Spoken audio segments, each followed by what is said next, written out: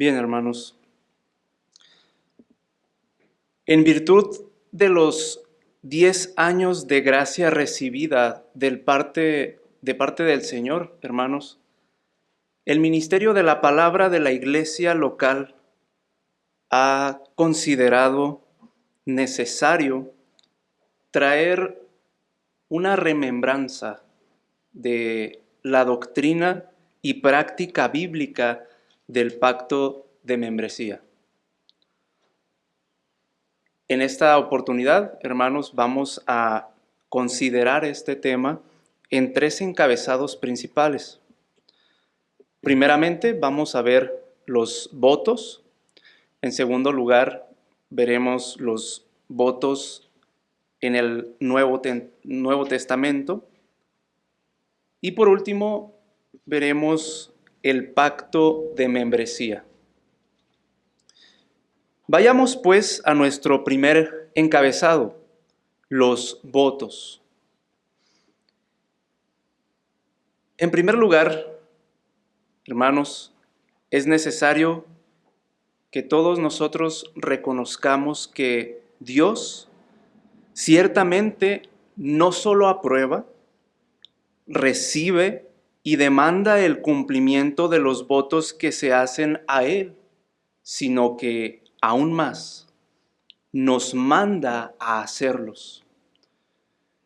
Deben saber, hermanos, que ciertamente Dios no solamente aprueba los votos, no solamente Dios demanda el cumplimiento de esos votos que hicimos, sino que también, o aún más, nos manda a hacerlos.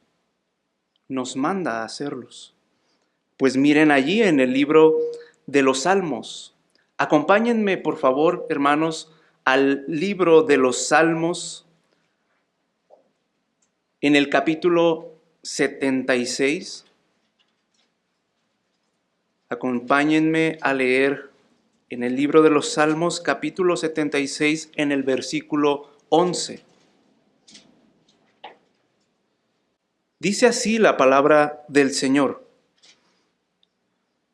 Haced votos al Señor vuestro Dios y pagadlos. Todos los que están alrededor de Él traigan presentes al que debe ser temido. Hasta ahí.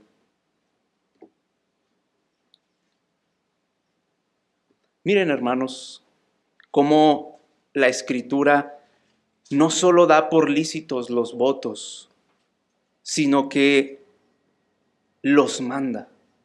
No solamente la Escritura da por lícito los votos, sino que los manda cuando leemos en la parte que dice: haced votos al Señor vuestro Dios. Dice el Señor mismo: haced votos al Señor vuestro Dios. El voto, hermanos, como sabemos, es una promesa al Señor sobre alguna cosa en acción de gracias o en compromiso unilateral con el Señor. El voto es una promesa al Señor sobre alguna cosa en acción de gracias o en compromiso unilateral al Señor. Es decir, que los votos deben darse a Dios como no condicionados, sino en forma de ¿qué? De adoración. Los votos deben darse a Dios, hermanos, no condicionando a Dios, no esperando a que Dios está obligado a darme a mí algo para yo cumplir con ese voto. Es decir, no es que yo haga mi voto y entonces el Señor se vea condicionado, se vea obligado a retribuir algo a cambio. No, sino que es una promesa en forma de adoración. Esto no significa que no recibiremos operaciones espirituales, hermanos. Pues dice el texto, nuevamente, ahí en sus Biblias: haced votos al Señor vuestro Dios y Él os dará ¿qué? ¿Tal beneficio? No, dice: haced votos al Señor vuestro Dios y pagadlos. Es decir, que el mandamiento, hermanos, no solo nos ordena a hacerlos, sino también a cumplirlos. Así lo establece nuestra confesión de fe. Cito: un voto que no ha de hacerse a ninguna criatura, sino solo a Dios, ha de hacerse y cumplirse con todo cuidado piadoso y con fidelidad. Pero los votos monásticos, papistas, de celibato perpetuo, pretendida pobreza y obediencia a las reglas eclesiásticas distan tanto de ser grados de perfección superior que son realmente trampas supersticiosas y pecaminosas en las que ningún cristiano debe enredarse. Termina la cita, la Confesión Bautista de Fe de Londres de 1689, capítulo 23, párrafo 5.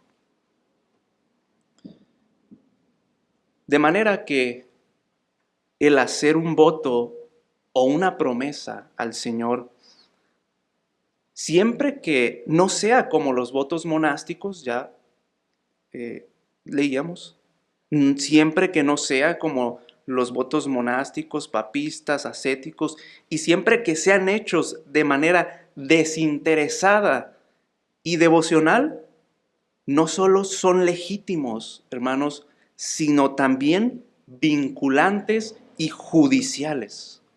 Es decir, son obligatorios son obligatorios cumplirlos, pues se ha dado ese voto, hermanos, y se ha pactado no con cualquier persona, sino con el juez Dios supremo. Por eso, no solo hacer un voto, una promesa al Señor de manera desinteresada, de manera devocional, no solo es legítimo, sino también es vinculante y judicial. Es nuestro deber cumplirlo al Señor. Es nuestro deber cumplir nuestro voto, nuestra palabra dada al Señor, al juez Dios supremo.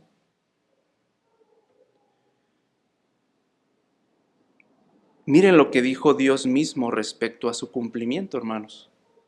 Les invito a que me acompañen al libro del Deuteronomio. El libro del Deuteronomio, capítulo 23, versículo 21. Dice la palabra del Señor, Deuteronomio 23, 21, cuando prometieres voto al Señor tu Dios, no tardarás en pagarlo, porque el Señor tu Dios ciertamente lo requerirá de ti y sería pecado en ti. Hasta ahí. Ya hemos hablado, hermanos, de la importancia de cumplir con los compromisos que adquirimos para con los demás. Ya hemos hablado de esa importancia de cumplir nuestra palabra cuando nos hemos comprometido en algo. Y que no tener palabra es algo opuesto a la honestidad. Es algo opuesto, hermanos, al cristianismo. No tener palabra es algo opuesto a la verdad y opuesto también al carácter de Dios mismo. Pero no cumplir los votos al Señor, hermanos, es algo mucho peor. No cumplir los votos al Señor es algo mucho peor porque dice nuestro texto que el Señor, ¿qué? Lo requerirá de nosotros. Es decir, que el Señor no solo no pasará por alto lo que prometimos, no solo no pasará por alto lo que prometimos, sino que nos exigirá el cumplimiento de nuestros votos a Él. El Señor lo exigirá. Él no va a pasar por alto ese voto. Él nos lo va a exigir. Usted podrá no cumplir su palabra y sus compromisos y luego decir, lo siento, perdón, no pude, no alcancé. O puede esconderse de los hombres para evitar que se le sea, se le requiera lo que ha prometido. Pero hermanos, de Dios no se pueden esconder. Y Dios no dirá, ¿no pudiste? Pues bueno, ni modo, no te preocupes. Si no pudiste, no te preocupes, ahí luego vemos. No, no, hermanos. Sino que dice el texto que lo requerirá de nosotros. Y si no lo cumplimos, ¿qué pasará? Nos será contado como pecado o por pecado. ¿Ven la importancia, hermanos, de cumplir con lo que se promete? ¿Ven la importancia que tiene el dar nuestra palabra, pero aún más nuestros votos al Señor, delante del Señor? Por eso entonces ahora piensen, hermanos, piensen en los votos que hicieron al Señor cuando ingresaron a la membresía. Piénsenlo. Mediten en los votos que ustedes hicieron delante del Señor cuando ingresaron a la membresía de la iglesia local. Los que ya han ingresado. Piénsenlo. Medítenlo. Vuelvan a la memoria esas palabras que dijeron, sí, Señor, con la ayuda de tu Espíritu lo cumpliré.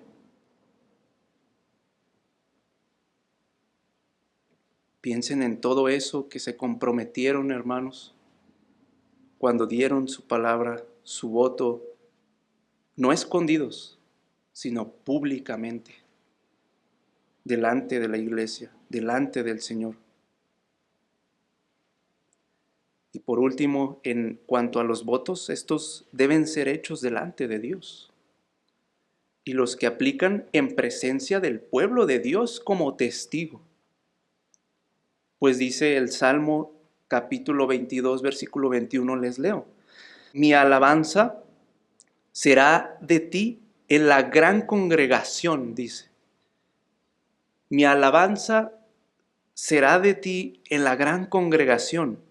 Pagaré mis votos delante de los que le temen. Es decir, hermanos, muchos de estos votos debían ser públicos. Delante de los que le temen, dice. Mi alabanza será de ti en la gran congregación.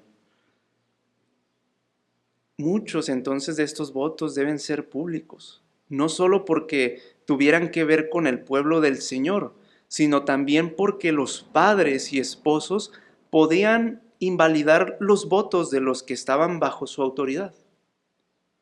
Por eso debía ser público. Pero alguno pensará que eso era para el Antiguo Testamento. No, es que eso es para el Antiguo Testamento.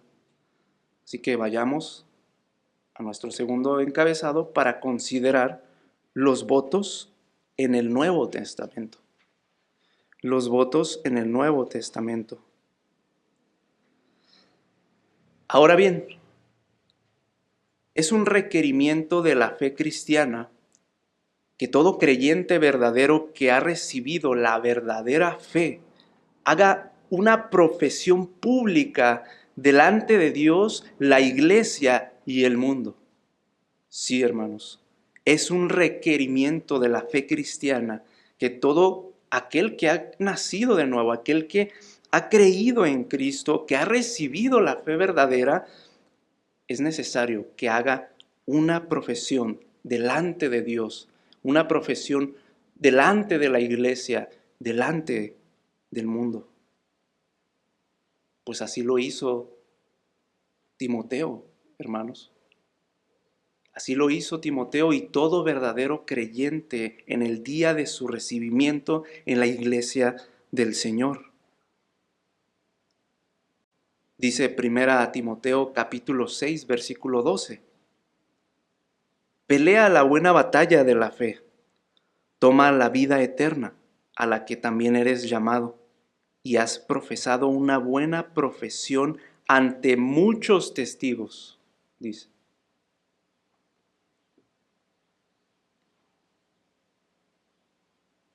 El apóstol Pablo nos dice que Timoteo profesó de una manera genuina o buena la profesión de su fe. ¿De qué forma? ¿Aislado? ¿En su casa?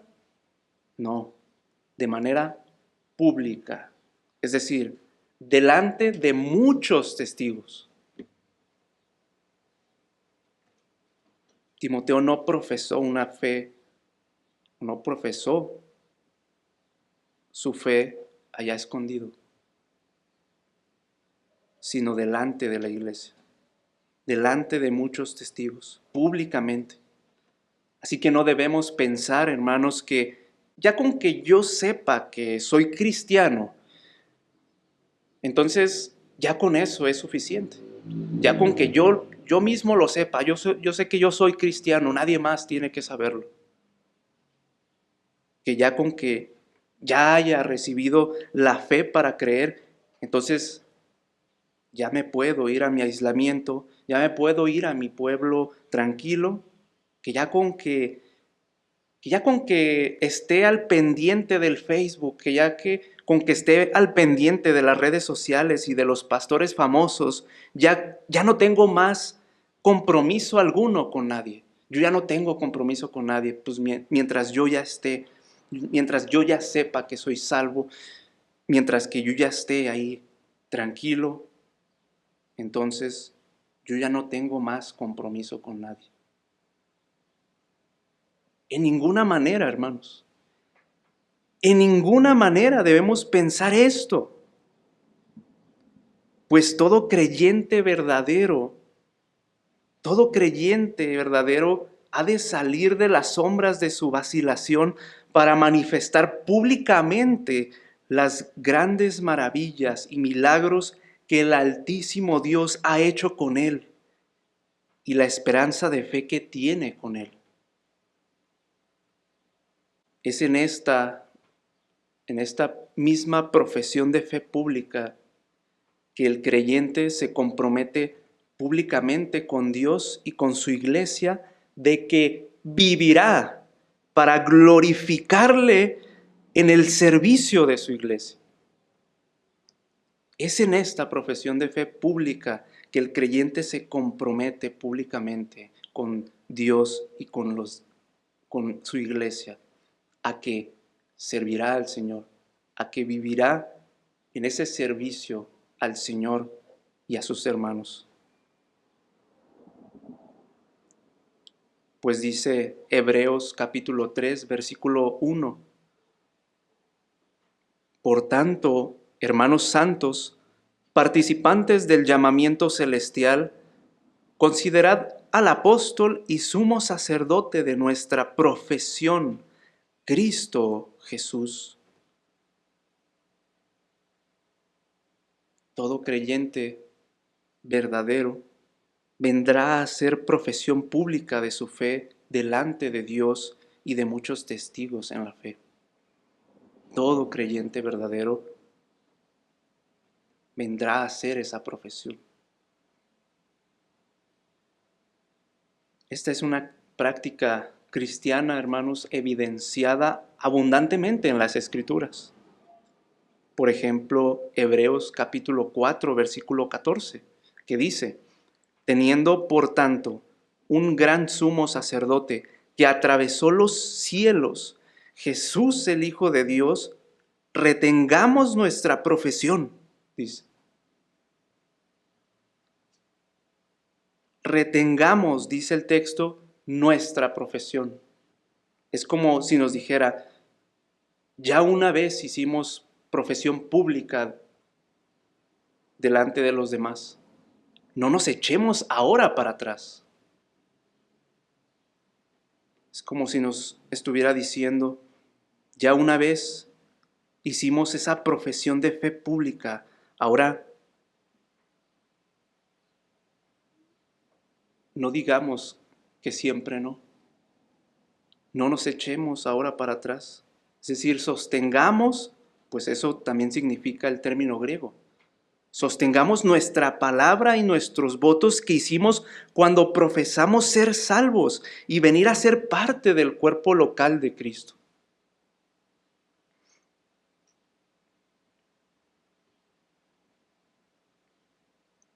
Miren también en Hebreos capítulo 10, versículo 23, dice: retengamos firme la profesión de nuestra fe sin tambalear, porque fiel es el que prometió.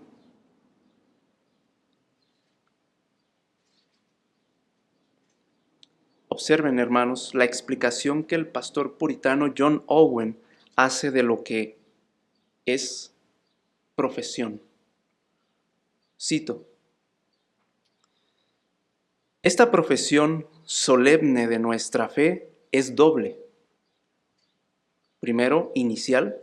Segundo, a modo de continuación en todos los actos y deberes requeridos para ello. Es decir, está diciendo, esta profesión, hay dos cosas en esta profesión. Primero fue inicial y segundo, una continuación de lo que ya trajimos delante de Dios. Y sigue diciendo, la primera es una entrega solemne de nosotros mismos a Cristo en una sujeción profesada al Evangelio y a las ordenanzas del culto divino en él contenidas. Esto lo hacían antiguamente todos los hombres en su primera adhesión a Dios en las asambleas de la iglesia. El apóstol lo llama el principio de nuestra confianza o subsistencia en Cristo y la iglesia, capítulo 13, versículo 14. Y de ordinario, en los tiempos primitivos, iba acompañada de excelentes gracias y privilegios. Para uno, por lo general, Dios les dio en adelante gran gozo y exultación, con paz en sus propias mentes. Primera de Pedro 2:9. Nos trasladó de las tinieblas a su luz admirable. La gloriosa y maravillosa luz a la que habían sido recién trasladados de las tinieblas, la evidencia que tenían de la verdad y la realidad de las cosas que creían y profesaban, el valor que tenían para la gracia de Dios en su elevado celestial llamamiento, la grandeza y excelencia de las cosas que les habían sido dadas a conocer y en las que habían creído, eran los medios por los que estaban llenos de un gozo indecible y llenos de gloria.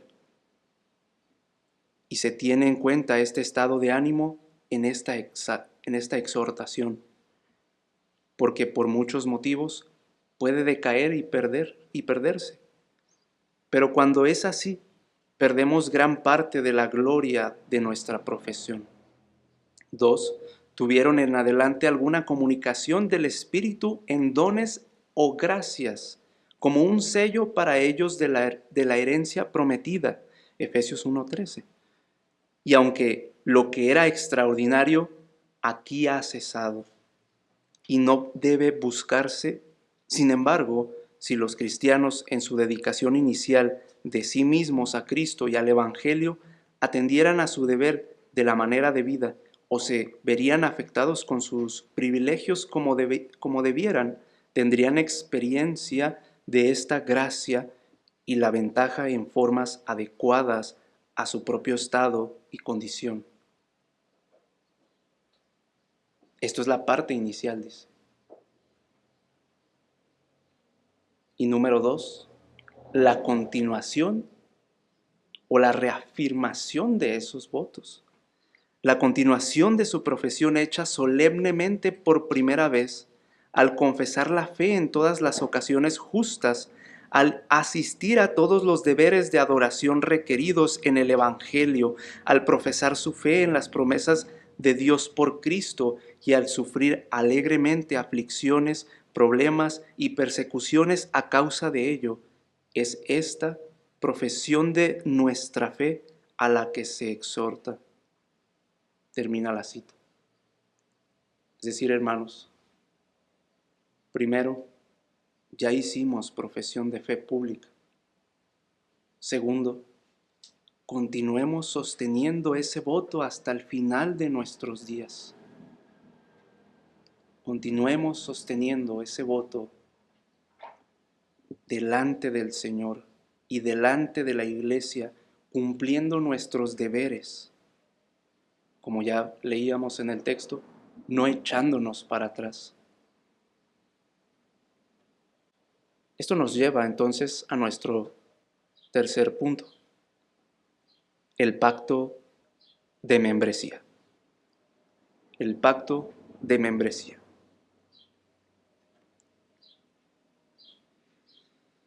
Así que este pacto de membresía, hermanos, no es un rito antojadizo ni innecesario. No es un trámite sin valor, sino que es necesario dar gloria a Dios con ello y testificar de su poder y gracia en la salvación de los más miserables pecadores. Es necesario. Es necesario rendir gloria a Dios por estos miserables.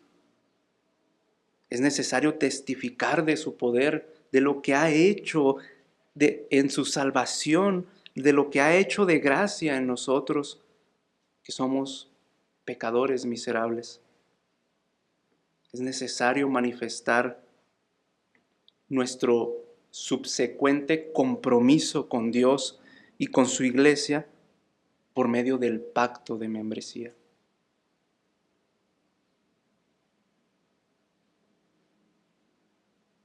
Este pacto, hermanos, es un compromiso de caminar juntos y en mutua colaboración con los demás miembros de la iglesia local para glorificar a Dios, para adorarle juntos, para servirle en la edificación del cuerpo de Cristo y en el extendimiento del reino de Dios, en el extendimiento de su reino.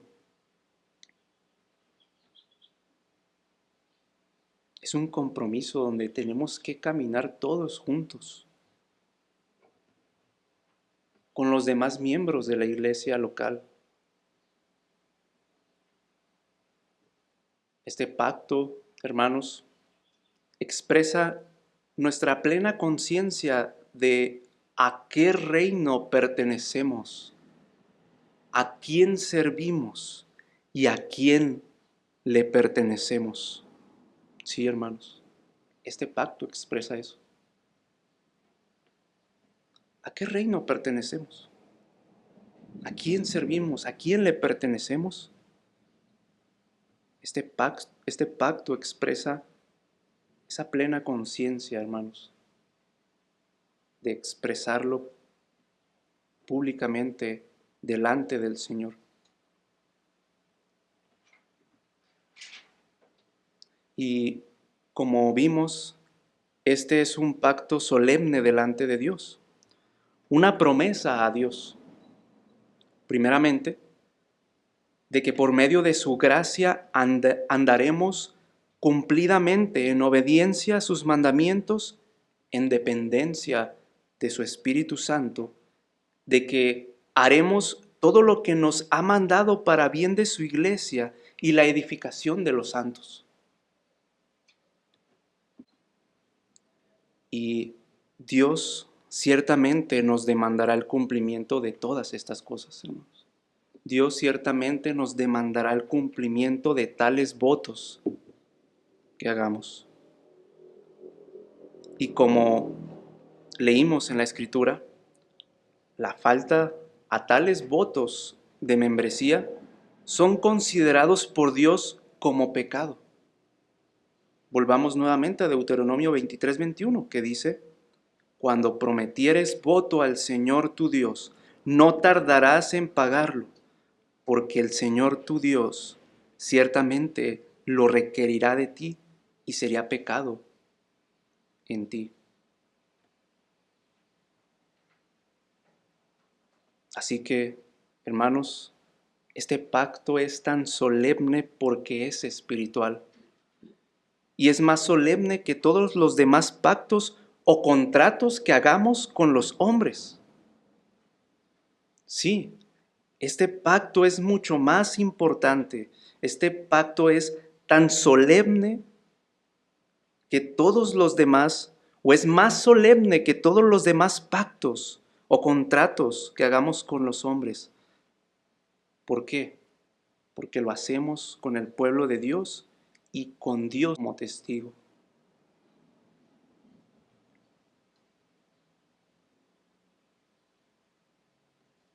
Sí. Así que es más importante y trascendental que su compromiso con su patrón o su empleador. Sí, es más trascendental que el compromiso que usted tenga con su empleador. ¿Por qué? Por 3 razones. Primero, el contrato con su patrón no involucra a Dios como testigo de su alma, mientras que el pacto de membresía sí lo hace. El contrato con su patrón no involucra a Dios como testigo. El pacto de membresía sí. El contrato con su patrón lo hace con un hombre mortal. El de la membresía tiene a Dios involucrado. Son 2 cosas, fíjense, son 2 cosas completamente separadas. La segunda razón es que el contrato con su patrón es para actividades terrenales y perecederas, mientras que el pacto de membresía es para actividades espirituales y eternas. Es decir, hermanos, si el contrato con su patrón es para cosas que se van a terminar, cosas terrenales, cosas que quedarán en esta tierra, y el pacto de membresía, que es más trascendental, es para actividades espirituales, es para actividades eternas, ¿a qué le vamos a dar más importancia? Piénsenlo. ¿A las actividades empresariales, terrenales, perecederas? ¿O a las actividades espirituales y que harán un eco en la eternidad? ¿A qué le va a dar más importancia? Es decir, así usted sea el mejor empleado, así usted gane siempre el mejor empleado del mes, así usted logre prosperar y levantar esa empresa y que esa empresa prospere gracias a usted, a esa diligencia quizás, y lleve esa empresa a un nivel mundial, reconocida mundialmente. Pregunta, ¿qué resonará de eso en la eternidad? ¿En qué beneficia eso al reino de Dios? Entonces noten cómo vivimos enfocados, cómo vivimos con una mentalidad enfocada a las cosas de esta tierra que se van a terminar.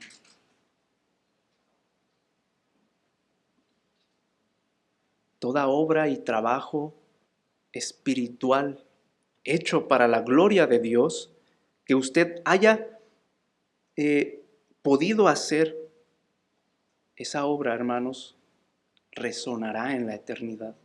Así sea cualquier cosa que usted haya hecho, dado su tiempo, su dinero, eso resonará en la eternidad. Toda cosa que usted haya hecho, todo trabajo espiritual que haya hecho para la gloria de Dios tendrá un fruto espiritual. Y en aquel día, aunque sea una cosa que usted haya podido hacer, esa cosa que usted hizo para la gloria de Dios, eso resonará en la eternidad. Lo otro no. Lo otro se quedará aquí. Usted puede esforzarse tanto para los hombres, pero eso de nada va a servir. El pacto de membresía es, en tercer lugar, es más importante, hermanos, y trascendental que su compromiso con su patrón. En tercer lugar, porque el contrato con su patrón está limitado a sus habilidades, su capacidad y su edad, y se termina cuando alguna de estas cosas falta. Mientras que el pacto de membresía permanece por encima de todas estas cosas y trasciende en su duración hasta su encuentro con el Señor. Usted dedicó toda su vida en ese trabajo, se esforzó tanto, llevó esa empresa en su prosperidad más allá, y al final le dijeron: no, ya estás viejo, ya no me sirves. Y lo hecho. ¿De qué sirvió todo eso? Pero hermanos, si usted se hace viejo en un pacto de membresía, si usted no tiene habilidades o carece de habilidades, hermanos, eso que usted haga en este pacto de membresía resonará en la eternidad. Usted podrá servir al Señor. Usted podrá hacer que avance el reino de Dios. Eso trascenderá en su duración hasta su encuentro con el Señor. Noten esa diferencia tan grande.